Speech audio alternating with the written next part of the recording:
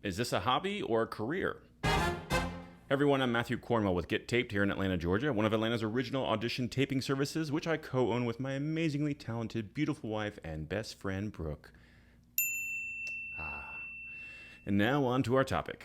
Is this a hobby or a career? When I was a freshman in high school, I started taking martial arts. I was going twice a week during the week and on Saturdays.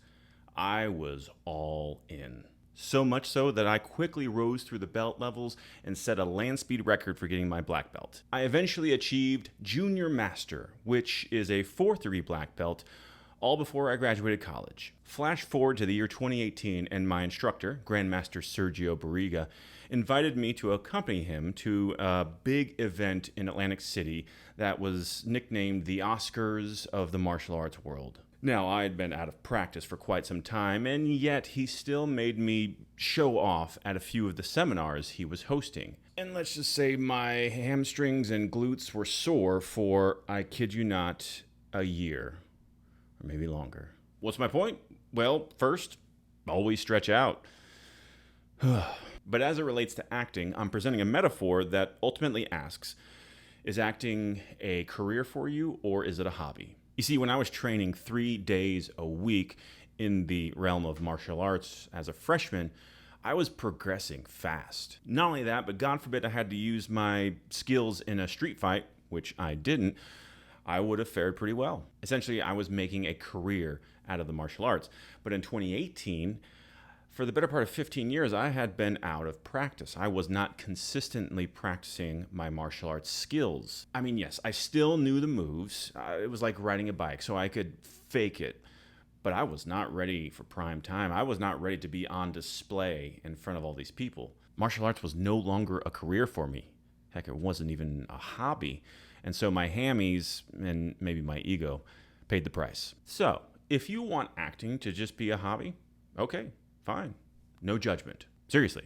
But if you want this to be your life's work, acting, that is, then ask yourself, how many hours per week do you invest into this journey, into this career? If you're at the start of your acting journey and you're currently only taking one class 1 day a week and your survival job has nothing to do with the industry and that's eating up 40 or more hours of your life and you're doing nothing else for your career, you will not achieve your goals very fast. In fact, you're probably going to get frustrated because you seem to be acquiring the knowledge and yet you're not seeing any results. Like when I used to play golf once a year. Now, I played a lot when I was in high school, just like martial arts. But in my later years, when I would play only once a year, I would get so frustrated because when I was hitting the ball poorly, I knew exactly what I was doing wrong, but I couldn't fix it. I couldn't get my body to listen to what my brain was saying because I hadn't put the hours in. Oh, gosh, it was so frustrating. Does that resonate with you? You think you're putting in all the hours, but those hours are spread so far apart, you can't possibly get the full benefit from them. It's like going to the gym once a month.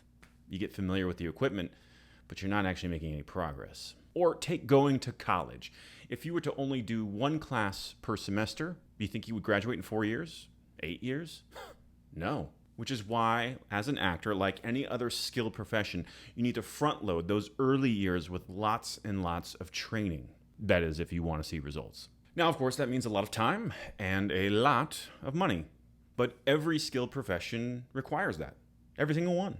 So don't be surprised by it.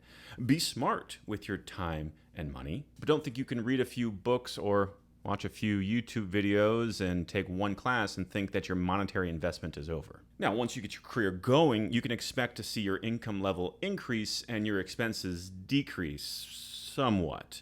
But like any skilled profession, you have to continually reinvest some of that income back into your career if you want to see continued growth. Now, maybe that speech was a huge turnoff. And if you're still watching, then perhaps you're a hobbyist. And that's okay. There's absolutely nothing wrong with just dabbling in this industry. But, if you can't confidently claim this is a career, that this is your life's work, then it also means, in my opinion, that you maybe need to pump the brakes on what you complain about. What I'm saying is that if you don't invest in classes and your headshots are 5 years old or they were taken by your non-photographer spouse and the only time that you act each week is when you get that one audition, then you shouldn't be complaining about your booking ratio. So stop complaining about it. And if you get 5 pages of copy for an audition with 3 days notice, do the work.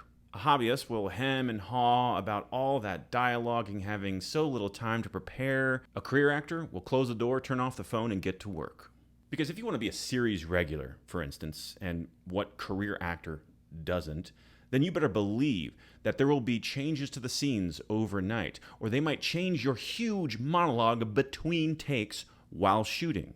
And if you're not a black belt who is keeping your skills sharp, to bring back that metaphor, then you might crack under that pressure and end up with torn hammies that take over a year to heal.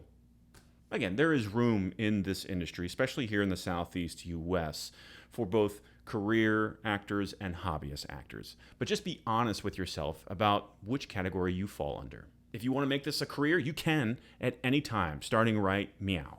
You just have to be willing, nay, excited to put in the work. But if you're just hoping for your proverbial 15 minutes of fame and you don't really want to do anything to get there, well, then you should be prepared for a very long wait. And please don't misunderstand this video. I'm not saying that you shouldn't have a life. In fact, to be a good actor, to be a career actor, you need to have a life. You need to have hobbies. You need to be a three-dimensional person. It's why this is my first video back after taking a 20-day cross-country road trip with Brooke. That was so amazing, so life-giving.